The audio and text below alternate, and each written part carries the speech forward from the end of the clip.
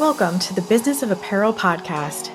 This is the place to learn how to start and scale your own apparel brand and fill it with loyal customers for years to come.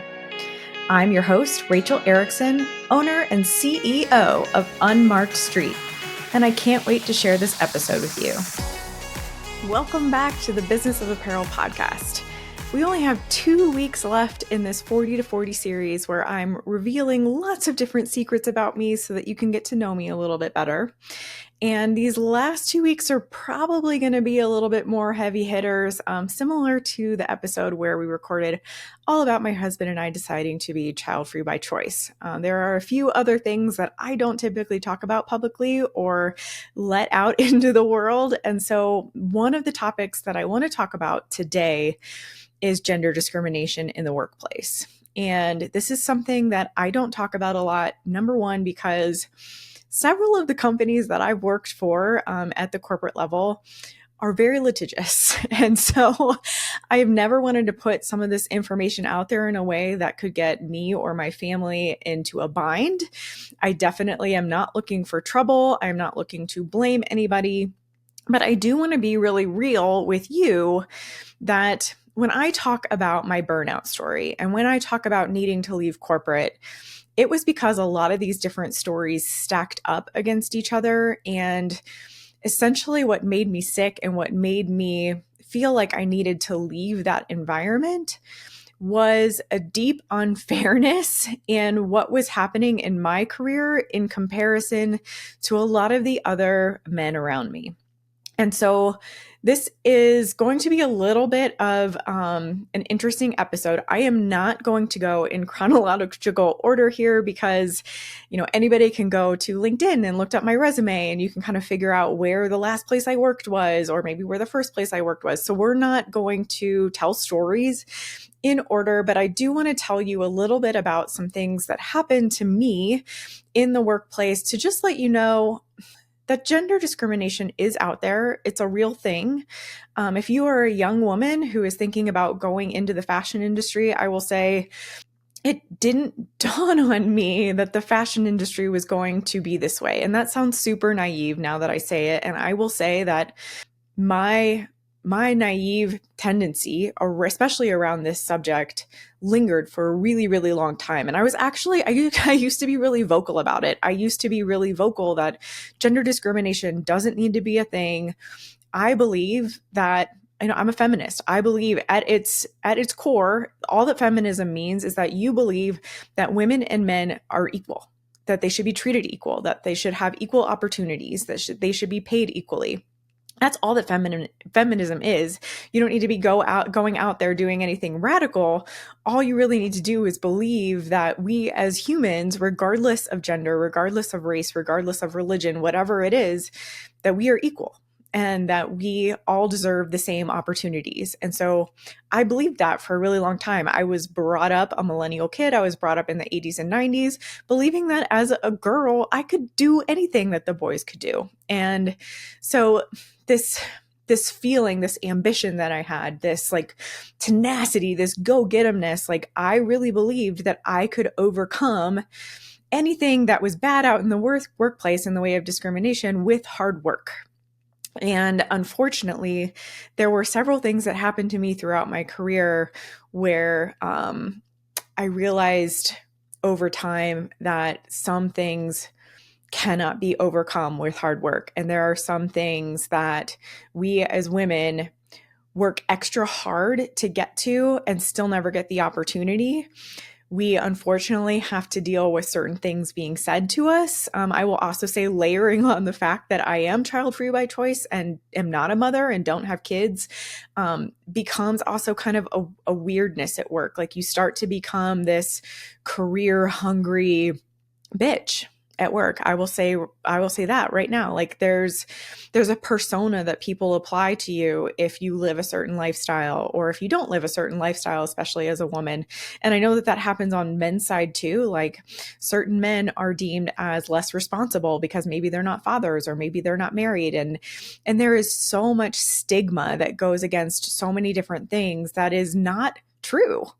And so we all live unique lives. We're all individuals, right? We all have so much to give, But people, either at the top or because of something that happened to them in the past, or because of some sort of, I don't know, underlying belief that is either out in society or is in their own head, they have a hard time getting past that and allowing us to achieve what we want to achieve, or prove that we are worthy of getting to the next level, or getting that promotion, or getting that raise, or getting paid just as equally to the men who are sitting next to me.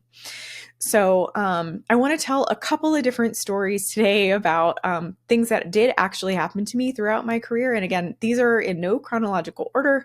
I'm not going to tell you who these employers were. I'm not going to give you a ton of different details, but one of the most egregious things that happened to me was when I was going for a promotion at one of my roles, and I was pretty close actually with the previous person who was in the role that I wanted to take on. And so he and we worked really closely for a couple of different years, and I was able to really learn a ton from him. And so when he stepped out of the role and he got promoted and he was able to move into a different department with his promotion, I was up for his role. And at the time, there were some differences going on in the company. We were kind of figuring out a new way to structure our department. So there was a reorg kind of going on at the same time. And during that reorg, we actually decided to add an entire second department to our team, basically. So he stepped out and we were like a single team. And then as I kind of got into place into that role, I actually took over leadership of two totally separate teams. And so I stepped into this role. I was making at the time $55,000 less than he was. And so a year. So that was salary difference at the time. As I stepped into the role, because he and I were so close, I was able to talk to him about that. He was really transparent about his salary, which I will say, I think I've mentioned Nicole Lappin before on this podcast. I love Nicole Lappin. Nicole, if you ever want to come on my podcast and talk anything finance, like, let's do it. I would love to chat with you. But Nicole talks in some of her books about salary transparency and how important it is, especially as women, for us to be sharing that information, even though it feels really taboo. And I will say that if he had not shared his salary information, I mean, maybe on one level, like, it would have saved me a lot of grief because I wouldn't have known how different our salaries were actually going to be. But at the same time, it gave me the knowledge to understand and to be able to see what was going on at our company. And I'll kind of get more into this story, but it also helped me fight that battle, not just for myself, but for other women at the company. Go to HR, try to enact change, and try to argue the fact that we women were actually doing more work because we were doing the work for two different teams, not just one, and still making so much less money. So when I was offered this promotion to take over two different teams and sit in this leadership role, I was offered a raise, but my raise was still $30,000 less than what he was making in the role when he was leading just one team. And so I argued that with my managers. I argued that with my manager's manager. I argued that with HR. And I also started to do a lot of research. We had a great person who was a VP of diversity and inclusion at our company. And she was helping me do this research, and we were trying to figure out what was kind of going on behind the scenes. Like, were there other women who were experiencing this same issue? She had a lot of access to more information than I did. So she was actually able to see, comparisons of salaries between a man in one role and a woman in another role, and whether or not they were getting paid the same thing, how big the difference was. And so she actually really helped me kind of figure out a lot of this work. And we were able to really argue for equity. And, side note, I'm going to diverge here for a little bit. The word equity, to me, I don't know, it really irks me. I'm going to throw this out there. When I first really started to learn about DEI, and it was a big thing, and we started to hone in on it at work and in the workplace, and corporate offices were starting to really pay attention to what this meant for them and how important it was. Someone mentioned the word equity to me, and I said, "Don't you mean equality?" And they made me feel really, really stupid. saying, no, we don't mean equality. Like, this is what equity means. And they really talked down to me about not understanding that there was a difference and what the difference was. And after it's probably part of that experience where the word equity actually irks me a little bit. But I also, again, as that little girl who was taught that I could be anything, that I could do anything if I worked hard, the idea, someone explaining to me that I started my life on the back foot. Are you frustrated by feeling like an outsider in your own industry? You're not alone. I spent years feeling the same way. Are you tired of endless research and you can only learn this stuff by getting a job in fashion advice? Me too. That's why I created the Business of Apparel online course. My years of insider knowledge condensed into video tutorials, demos, and downloads. Learn at your own pace, no fluff. Just key topics like building target profiles and mastering financials. This information is genuinely unavailable anywhere else. Grow your brand, become an apparel industry aficionado, and unlock millions in potential revenue. The value?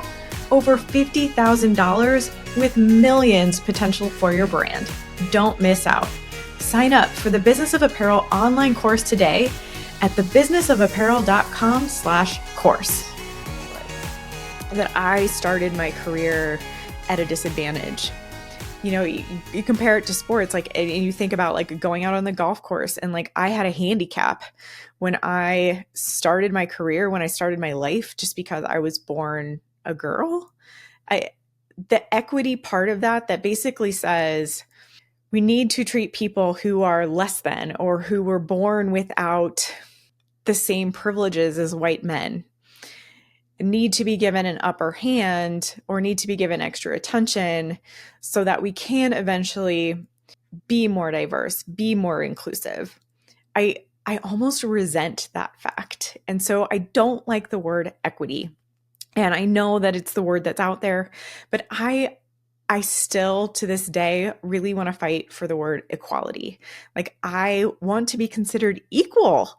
I don't want to be considered less than because of, and so I need an advantage. I need help to be able to get there. Now, of course, like, that is the truth, right? Like, unfortunately, once I learned a lot about all of this stuff, and once I went through some of my own experiences, you realize that unfortunately is the truth, right? I'm not a white man. So there are certain privileges and there are certain things about me that give me a disadvantage in the workplace. And me being, white and having white privilege is something that even there are other people in the world who have so many other challenges that they need to be able to overcome. But I have always believed that we are all equal.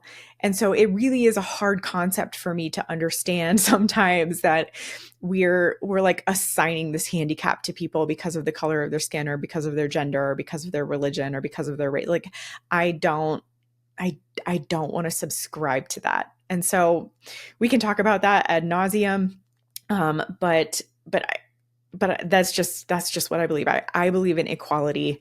And so if you ever hear me talk about equity and why that's not a word that I really love to use, that's why. It's because I don't believe that I have anything less than what my white male counterpart has in the workplace. So anyway, I digress. So what I was fighting for was a lot of pay equality. We were trying to get women to be paid similarly, at least closer to what the male counterparts in their roles were getting paid. And we got a lot of resistance. Unfortunately, we got a lot of resistance from the female HR reps and from female leadership within the company, which was really bizarre to me, that they were complicit in this and actually active in letting it happen.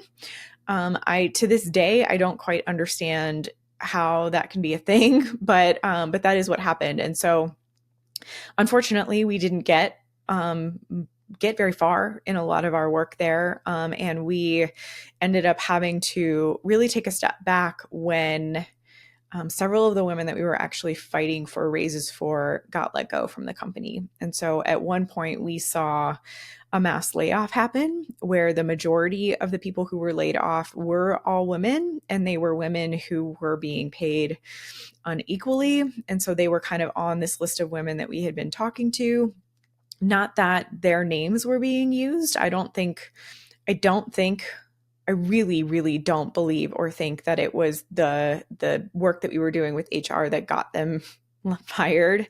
That is so super freaking illegal to do. And another transparent thing, we tried to take this to a legal matter. And if that had been true, we would have actually had legs to stand on. But we found out that this company treated basically everybody so poorly that there was no definite proof that it was gender discrimination. There was discrimination across the board with a lot of different people.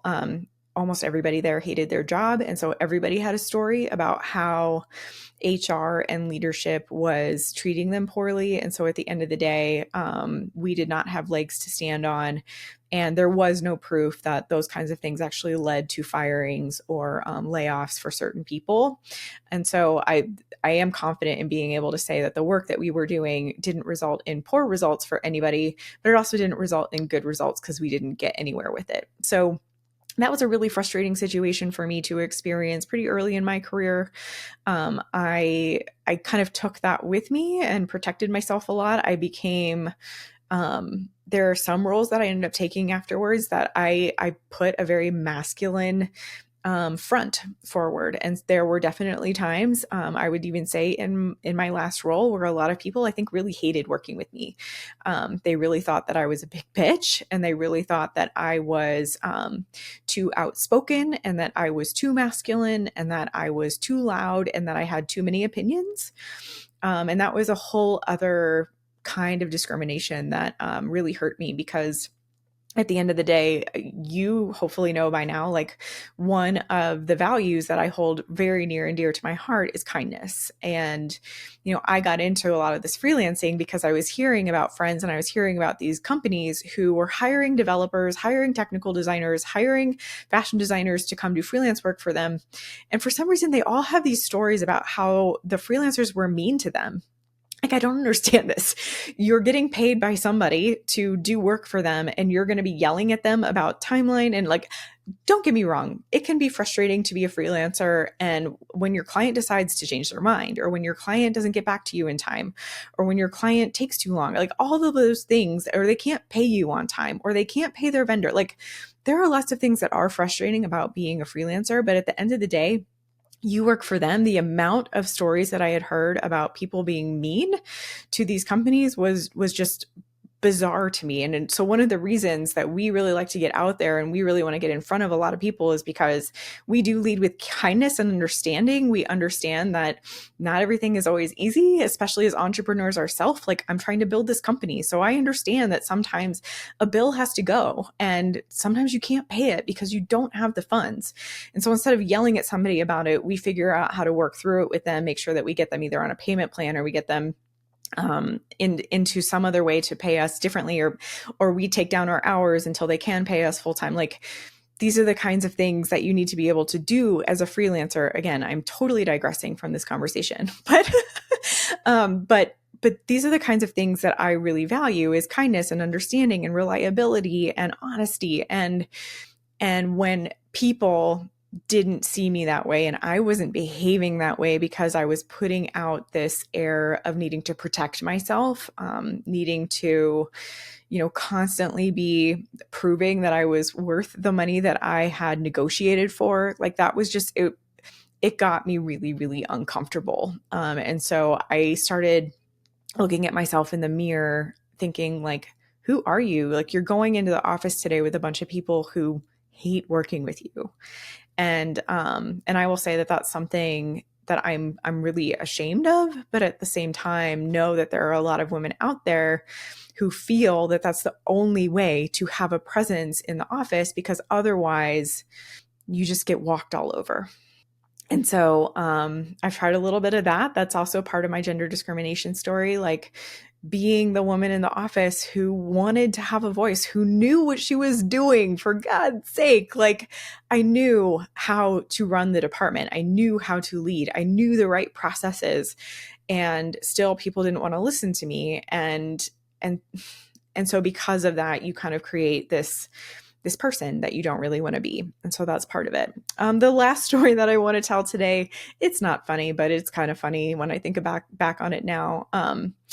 I, again, early in my career, I was starting to learn, I was going through this transition, right? Like, I had learned that pay discrimination was a thing. I had learned that equality was maybe not a thing that I thought it really was. I had learned that equity was the word I should be using. I'm less than because I'm a woman. And I think I was starting to bring some of that bitterness into what was happening at the office. I wasn't at the point where like people hated me yet, but I was starting to bring a little bit of aggression, a little bit of power into myself. I wanted to portray that power. And as I was learning that side of myself and as I was testing it out, I think I used a lot of that tactlessness with factory communication. And so that's another thing that I can talk about now. Like, I can look back on that and realize, we got poor costing, we got poor quality prototypes, we got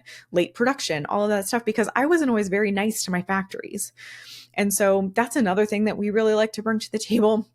Kindness and partnership with your factory is crucial.